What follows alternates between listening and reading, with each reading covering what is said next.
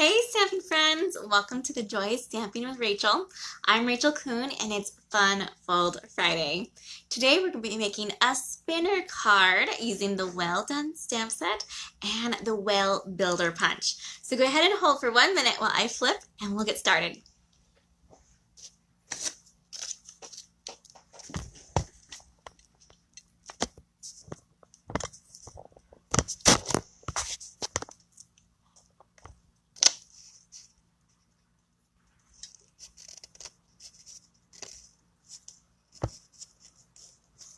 All right, let me get this settled in and we'll get started. Be sure to comment on today's live because one lucky person who comments will get today's card. So say hello, say whatever you want to say, and I will choose someone randomly and send them the card. All right, this card is super fun. It's one of the most fun cards I've made in a long time, and I make lots of fun cards. This one's fun because it's a spinner card, and how it works is when I open it like this, he can spin, and also before I spin him a lot, and then I close them, and then I open them back up for when you put them in the envelope, and you open them, and then he spins like crazy. So this card is super fun. Let me go ahead and show you guys how to make it. I'm using the Well Done stamp set from Stampin' Up! Today, and I only am using 2 stamps from it. The Hoping All Your Birthday Fishes Come True, and this cute little speckle spot right here. But you can make this personalized in any way that you want. I also used this Whale Builder Punch, which is super fun and easy. And I've used this whale guy right here, the body, the belly, the fin. And that tiny little spot right there is for his eye. When you make this, you want to make 2 of each from that punch. So I've made 2 whales all ready to go. And the secret of him is that you have to make him backwards. Because when we're going to attach him, he's going to go on the back side here like that. So make sure when you glue on the pieces, you put one facing the other. And that will help you out. And punches are great for spinner cards because they're easily able to flip. Sometimes dies won't work, but circle punches, square punches, flowers like the daisy would be a really cute one. The globe even from that, the world one that we love so much, that would be an awesome one as well. We are going to use this cute whale. Our measurements for today's card will be up on my blog, but I'll give them to you right now as well. We are using a regular card base that is the 8.5 by 5.5 scored at 4 1/4.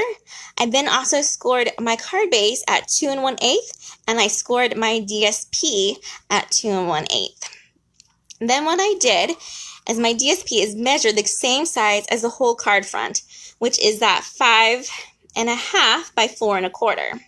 However, this is on the inside of my card is where I placed it. This is the inside layer right here. This is the left side of the card. This is the score mark right there. And I ran it through my die cutting machine, my Stampin' Cut and Emboss.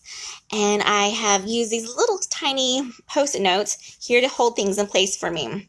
When I remove them and take this off, you'll see what it looks like. And I use the largest circle from my layering circle dies. You can use any size you want. The secret is you got to make sure whatever's spinning has room to spin. So we know he will fit in there just fine. All right, so those 2 pieces will come off this that we've cut out, and I can go ahead and remove this one as well. And I just use these little strippy Post-it notes because they're easy to remove, and they look like that.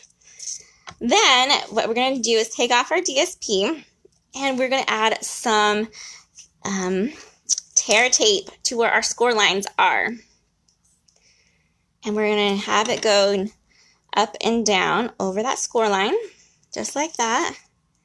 And just tear it and rip it and have it line up, just like that. Okay. Next, we're going to add our thread. I'm using a secret thread that nobody else probably has. No, the thread I have is from actually my grandma's sewing box that I inherited a couple years ago. And I don't sew as much as she did. She was an amazing seamstress. But I like to use it for my card making projects. And it is beautiful. You could use twine or linen thread even, but I really like this metallic thread that I got from her and use that. And it's kind of like fishing line, which is another great thing you could use as well. You don't measure it, you're just going to line it up. So I'm going to lay it right over it like that. Oop, and lay it straight. When I did this cutout circle, I tried to line it up so that way I had enough tops and bottoms available and enough on my side as well. And then we'll just trim off that spot and trim off this one. Next, we're going to add our whale. It doesn't matter which one.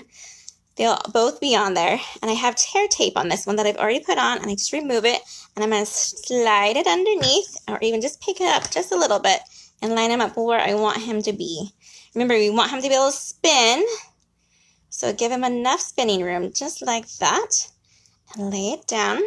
We're using the tear tape today because we need some strong adhesive. I have even tear tape on this guy when I add him on, and I'm even going to use some liquid glue. So we're going to add on our next guy right here, but I'm going to get this liquid glue on his tail, a little bit on his fin, and around the sides. We want this to be glued super good so he can spin over and over and over again. All right, we're going to go ahead and smush it down and line it up. And press down, make sure we're lined up there nicely. There we go. And press down really hard. Next, I double do it. I'm going to put even more tear tape over here, right at the very tip. And this one, you don't even have to take off that backing. You could even leave it on there just as tape, and it's just one-sided if you wanted. Because next we're going to do is go over this whole part with glue. And then we're going to attach our DSP, which is the Whale of a Time DSP, and I love it. It has beautiful sides to it. And this one is so pretty with the little fishes swimming on the side. So I'm going to line it up oh so carefully with that score line on the side. And I have a little bit of wiggle, but I have that fast fuse on there, so I'm going to be careful.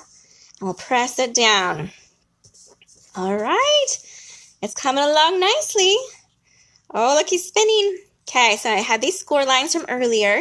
I'm going to take those, and I'm going to go over it with my bone folder, just like that. And then we're going to do this other side right here, and our middle, that's our 4 1/4, our normal card-based score line. This is all scored away like that. Next, I've cut out with that same circle shape, that same size, another piece of DSP, and I'm going to slide it right underneath here so it lines up so it's behind there. Let's go ahead and put a little bit of liquid glue on it.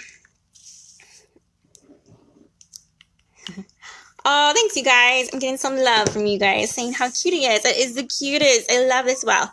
So I'm going to set him down here again, and then I'm going to carefully slide it in to line it up like that. So he has another cute background. And we'll let that dry.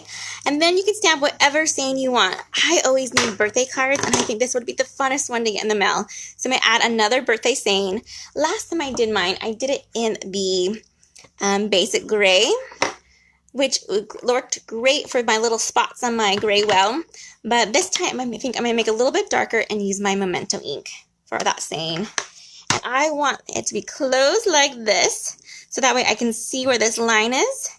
I'm going to ink it up and put my birthday wishes right there in that corner. Oh, that looks awesome. All right, let's take him for a spin. Look at him go. Oh, I love it. I hope you guys love this card too, and you try making him. He's not as hard as you may think, right? All right, you guys, have a wonderful Friday. Thanks for joining me, and happy stamping, everyone. Goodbye.